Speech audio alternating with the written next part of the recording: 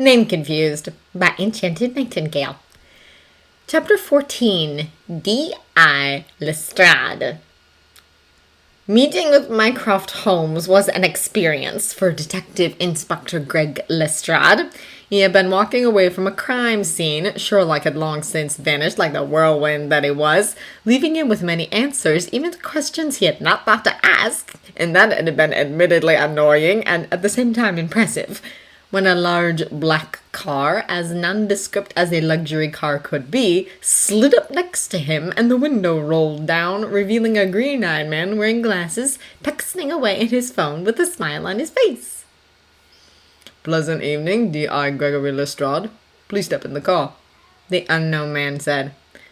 Greg hesitated. He normally would have not even considered the request, and not just because of the stranger equals danger factor he was trying to teach his kids, or even the good old common sense he had.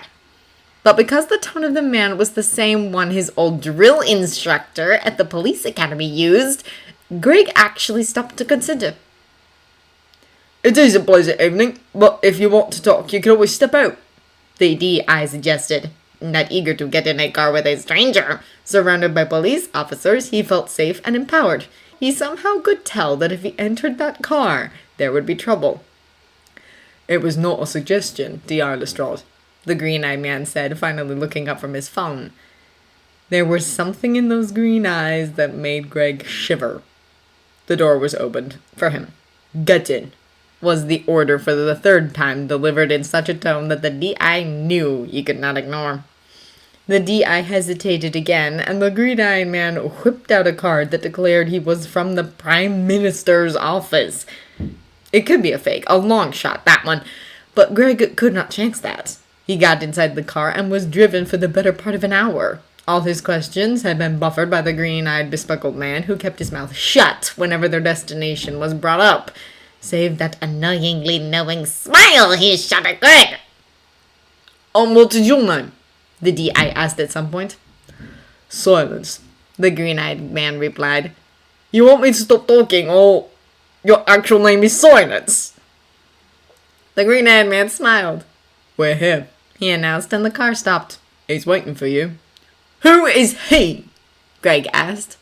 "You don't want to keep him waiting," Silence insisted, and the D.I. supposed the strange man would be right. So he exited the car and walked further inside the warehouse he found himself in. It was like the set of a movie, really, and quite the spooky place, but he refused to show how uncomfortable he felt.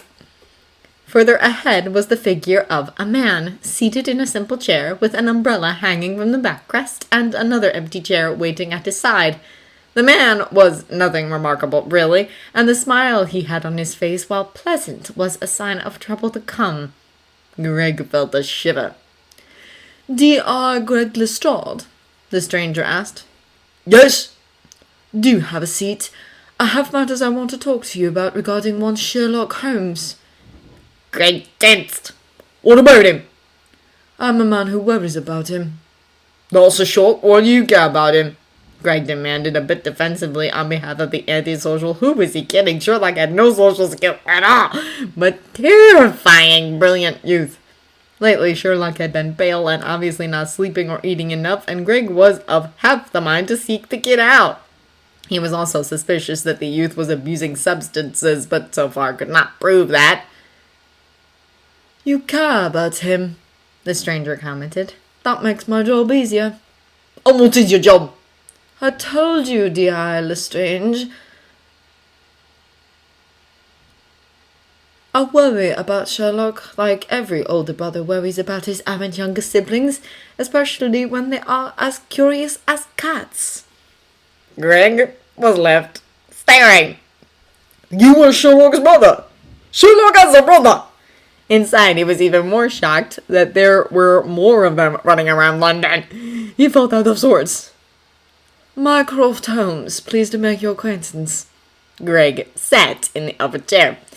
Mycroft continued to smile. "Now let's discuss my younger brother." The D.I. groaned.